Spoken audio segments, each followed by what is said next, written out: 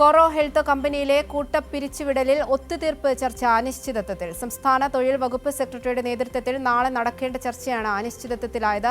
Company അധികൃതർ ചർച്ചയിൽ പങ്കെടുക്കുന്നതിൽ വ്യക്തതയില്ല. വിവരങ്ങളുമായി ഇപ്പോൾ തിയോഫിൻ കൂടി ചേരുന്നുണ്ട്.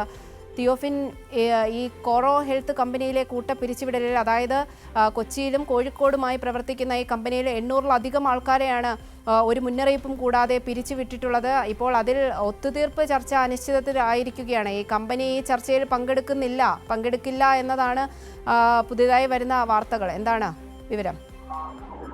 അവധിക നേരത്തെ തന്നെ, അതായത് ഈ പിരിച്ചുവിടൽ ഭീഷണി നേരിട്ടപ്പോൾ ഈ കമ്പനി അധികൃതരുമായി സംസാരിക്കണം, അല്ലെങ്കിൽ ചർച്ച നടത്തിയിരുന്നു. ആ ചർച്ചയുടെ അടിസ്ഥാനത്തിൽ പിരിച്ചുവിടൽ നടപടി മരവിപ്പിക്കാനായിരുന്നു ഒരു തീരുമാനം. പക്ഷേ ആ തീരുമാനത്തിനെ അട്ടിമറിച്ചുകൊണ്ടാണ് ഇന്നലെ ജീവനക്കാർക്ക് ഒരു ഇമെയിൽ സന്ദേശവും ഒപ്പം ഇവരുടെ അക്കൗണ്ടിലേക്ക് 2.5 മാസത്തെ ശമ്പളം മുൻകൂറായി നൽകുകയും ചെയ്തു.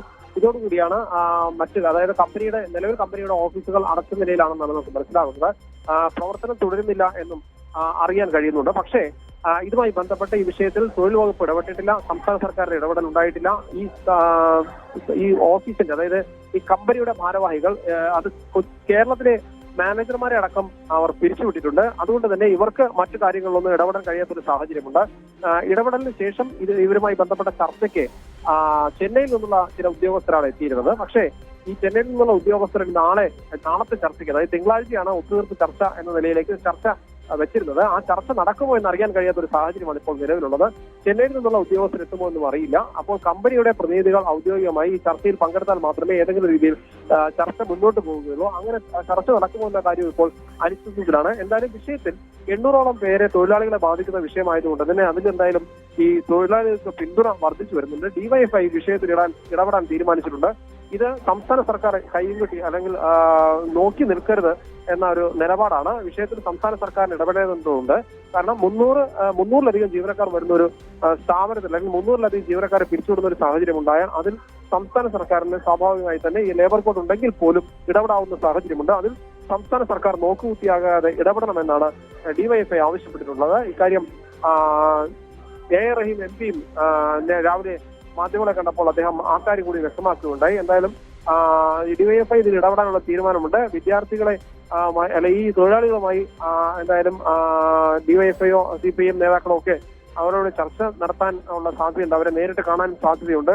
എന്തായാലും വരും ദിവസങ്ങളിൽ ഇതുമായി ബന്ധപ്പെട്ടുള്ള വിഷയങ്ങൾ കൂടുതൽ ചർച്ചയാവും. എന്തായാലും ഇത്രയധികം തൊഴിലാളികളെ, 200-ലധികം തൊഴിലാളികളെ ഒറ്റയടിക്ക് പിരിച്ചുവിടാൻ ഒരു കമ്പനി തീരുമാനിച്ചിട്ട് ആ വിഷയത്തിൽ സംസ്ഥാന സർക്കാരിന്റെ തൊഴിൽ വകുപ്പ് ഇതുവരെ ഇടപെട്ടിട്ടില്ല എന്നുള്ളതാണ് ഒരു വിരോധാഭാസം.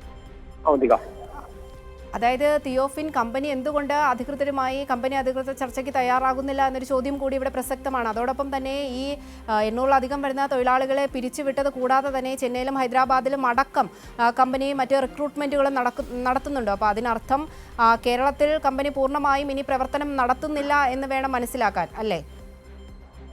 അവന്തിക, നോയിഡ ആസ്ഥാനമായിട്ടാണ് പ്രവർത്തിക്കുന്ന കമ്പനിയാണിത്. പക്ഷേ ഇവരുടെ നീക്കം എന്ന് പറയുന്നത്, അതായത് കേരളത്തിൽ നിന്നുള്ള തൊഴിലാളികൾ അവർക്ക് ഉയർന്ന ശമ്പളമാണെന്നാണ് മനസ്സിലാവുന്നത്. അങ്ങനെയാണെങ്കിൽ പുതിയ തൊഴിലാളികളെ ഈ ഉത്തർപ്രദേശിലും ഹൈദരാബാദിലും ഒക്കെ പുതിയ തൊഴിലാളികളെ കുറഞ്ഞ ശമ്പളത്തിന് റിക്രൂട്ട് ചെയ്യാനുള്ള ഒരു നീക്കമാണ് നടക്കുന്നതെന്നും സംശയിക്കേണ്ടിയിരിക്കുന്നു.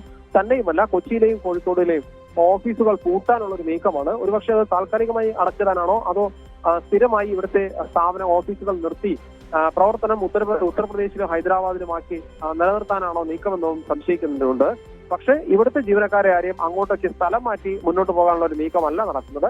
ഉത്തർപ്രദേശിലും ഹൈദരാബാദിലും പുതിയ റിക്രൂട്ട്മെന്റുകൾ, അത് പുതിയതായി ആളുകൾ എടുക്കുമ്പോൾ കുറഞ്ഞ ശമ്പളത്തിൽ എടുക്കാനുള്ള ഒരു നീക്കമാണ്. ഉയർന്ന ശമ്പളമുള്ള ആളുകളെ ഒഴിവാക്കാനും അത്തരത്തിലുള്ള ഒരു നീക്കമാണ് കമ്പനി നടത്തുന്നതെന്ന് സംശയിക്കേണ്ടിയിരിക്കുന്നു. ശരി, തിയോഫിനാണ് വിവരങ്ങൾ നൽകിയത്.